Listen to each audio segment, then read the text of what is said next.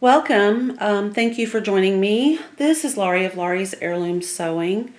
And I was about to just do this and I thought, you know what, I'll just go ahead and run a video really quick. It is the Apron, the McCall's pattern number 2947.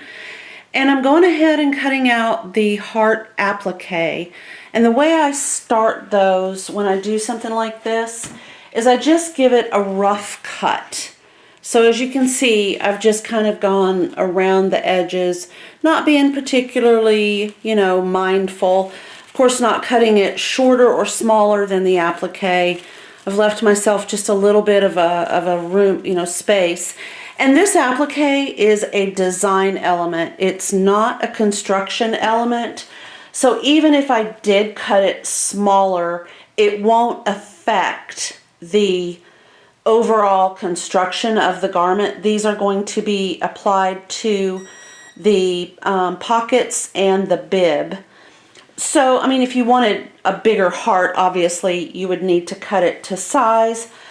But what I wanted to show you is the way that I'm doing this and have done it in the past on other appliques. Once I've done that rough cut, I'm going to fold this heart in half. We all remember basically from our younger days, cutting out Valentine's, Mother's Day cards, whatever. If you fold your piece of paper directly in half and then draw that shape, then you can cut out an almost perfect heart.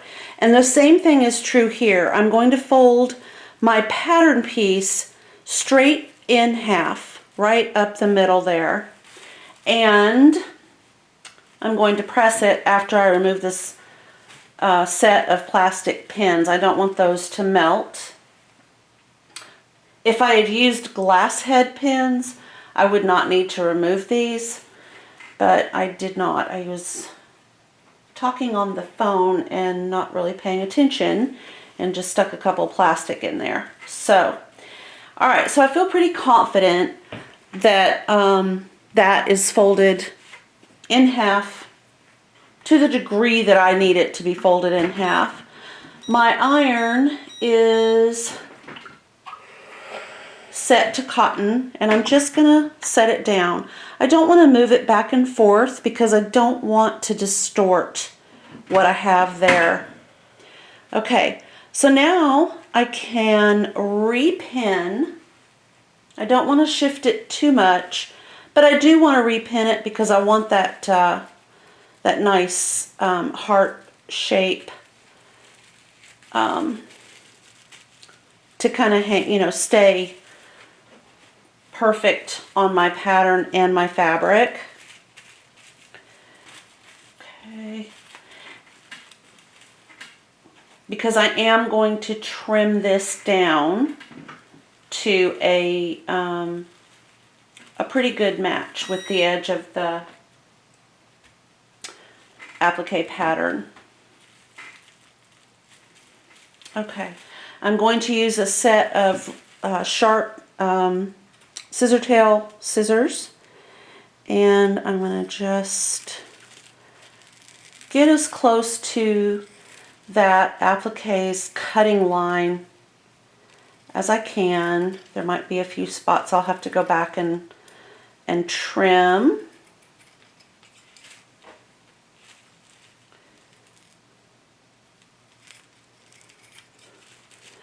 Like right in here. That's the nice thing about using sharp scissors. If you are super skilled with a rotary cutter, you might find that to work really well. Okay, so this is a much better looking cut than I had when I first cut it out. But of course, as I said, I just did a rough cut on purpose, knowing that I was going to go back and kind of straighten it up at the end. Okay, I have two tips that I wanted to share, and since I'm just standing here, I'm going to go ahead and do that. The first one is, I saw on my Facebook page where somebody had posted a question Oh, sorry. Oh, I had to reach around my painting easel there. A question about using a Mr. Clean, non-sponsored by the way, magic eraser on their iron. And I thought, you know what? I'm gonna try it. My iron was literally black, like solid black. It was horrible. I was almost at the point of despair. I've been using specifically designed iron cleaner to no avail. Just trying everything I could to think of. This is what I used. Just a regular Mr. Clean. And I did not use it while it was hot. I used it while it was cold. And the only thing remaining is just this little area right here. And I can live with that. It is so much better, and I'm so happy. That's my new go-to now for cleaning my iron. The second tip I have, and this is one I've been doing for as long as I can remember,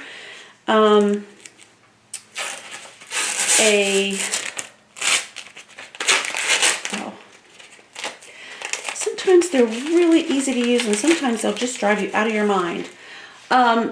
This one just happens to be Scotchbrite. This is non-sponsored, but it is it says tears cleanly.